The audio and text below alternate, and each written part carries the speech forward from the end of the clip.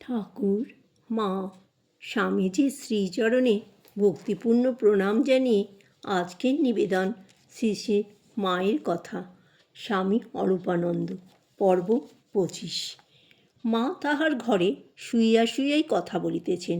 কাশীখণ্ডে আছে, কাশীতে মাছ খাওয়া উচিত নয়, সেই প্রসঙ্গ হইতেছিল।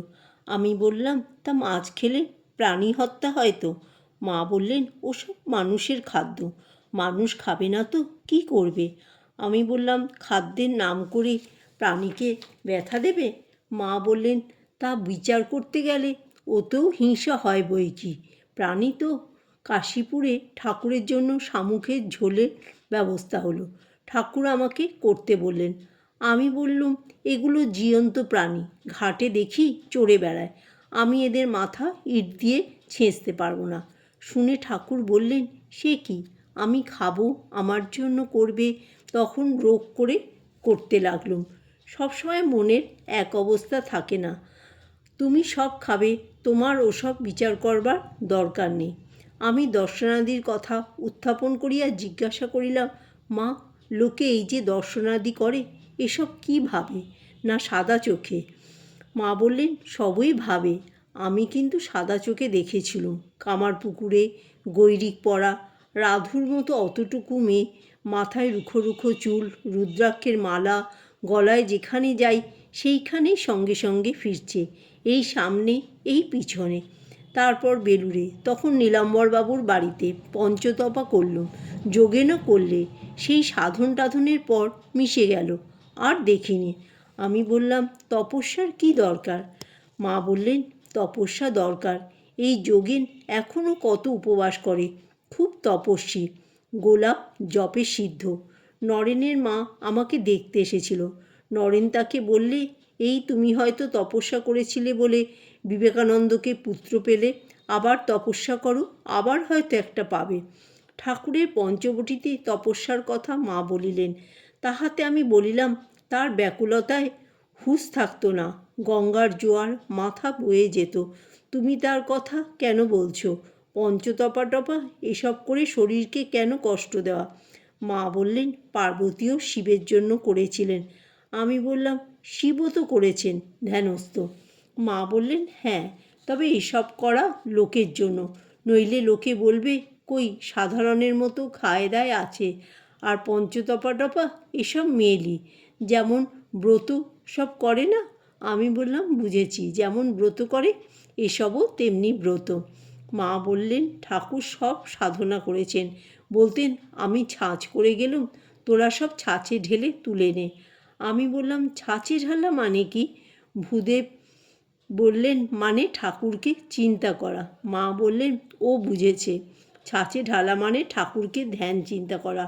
ঠাকুরকে ভাবলেই সব ভাব আসবে, তিনি যেসব করেছেন তা চিন্তা করা। ঠাকুর বলতেন, আমাকে যে স্মরণ করে তার কখনো খাওয়ার কষ্ট থাকে না। মাকু বললেন, তিনি নিজে বলেছেন? মা বললেন, হ্যাঁ, তার নিজ মুখের কথা। তাকে স্মরণ করলে কোনো দুঃখ থাকে না। দেখছো না, তার ভক্তেরা সকলেই ভালো আছে। তার ভক্তের মতো এমনটি কোথাও দেখা যায় না। এই তো কাশীতে এত সাধু দেখছি, তার ভক্তগুলির মতো কোনটি?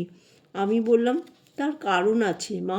যেন এইমাত্র একটা বাজার ভেঙেছে, সব চিহ্ন, লোকজন এখনও রয়েছে। ঠাকুরের সব অন্তরঙ্গ ভক্ত রয়েছেন কি না মনে হয় এই যেন কাছে, বেশি দূরে যাননি, ডাকলেই তার সাড়া পাওয়া যাবে। মা বললেন, আর কত লোক পাচ্ছে যে? আমি বললাম, কৃষ্ণ না রাম এরা যেন কত কালের, যেন পাওয়ার মতো কাছে নেই। মা বললেন, হ্যাঁ, ঠিক কথা। আমি কাশীপুর বাগানের কথা উল্লেখ করিয়া বলিলাম, এমন স্থানে এখন কে এক সাহেব বাস করছে। মা বললেন, কাশীপুর বাগান তো তার অন্তর্লীলার স্থান, কত তপস্যা, ধ্যান, সমাধি, তার মহাসমাধির স্থান, সিদ্ধস্থান। ওখানে ধ্যান করলে সিদ্ধ হয়।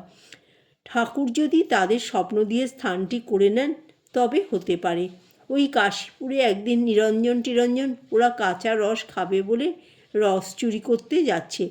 আমি দেখি কি, ঠাকুরও তাদের পিছে পিছে যাচ্ছেন। পরদিন তাকে একথা বলায় তিনি বললেন, ও রেধে তোমার মাথা গরম। ঢাকায় বিজয় গোসাইও দেখেছিল গা টিপে।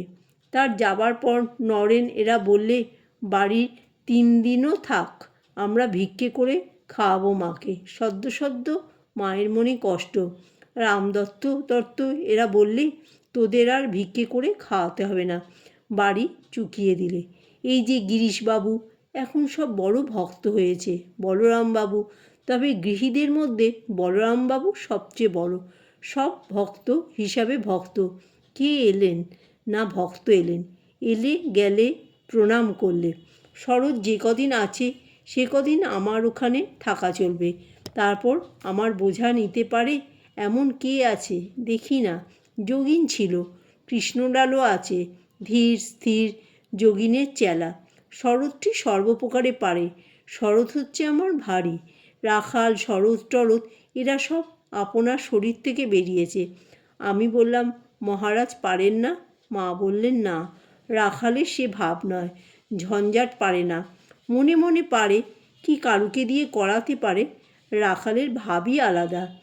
আমি বললাম, বাবুরাম মহারাজ? মা বললেন, না, সেও পারে না। আমি বললাম, মঠ চালাচ্ছেন যে? মা বললেন, তা হোক, মেয়ে মানুষের ঝঞ্ঝাট দূর থেকে খবর নিতে পারে। এই রাধুর বিয়ের কথা, এটি মায়ের বোঝা। আপনার মায়ের বোঝা কে মনে করছে? আপনার জন কয়টি? আর 2-4টি। ঠাকুর বলেছিলেন, কটি বা অন্তরঙ্গ? আমি বললাম, কোন কোন ভক্ত কে বলো না, কিছুই চিনতে পারলাম না। মা বললেন, কি জানি, তবে যারা সব এসেছিল পূর্বে তারাই এসেছে।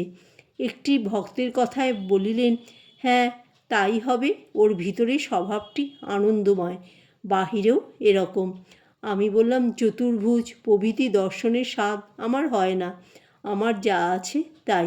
মা বললেন, আমারও তাই, ওসব দেখে কি হবে, আমাদের এই ঠাকুর আছেন, উনিই সব। 2 মা বুধবার মা কাশী হইতে কলকাতা রওনা দেন। জয় মা শারদা।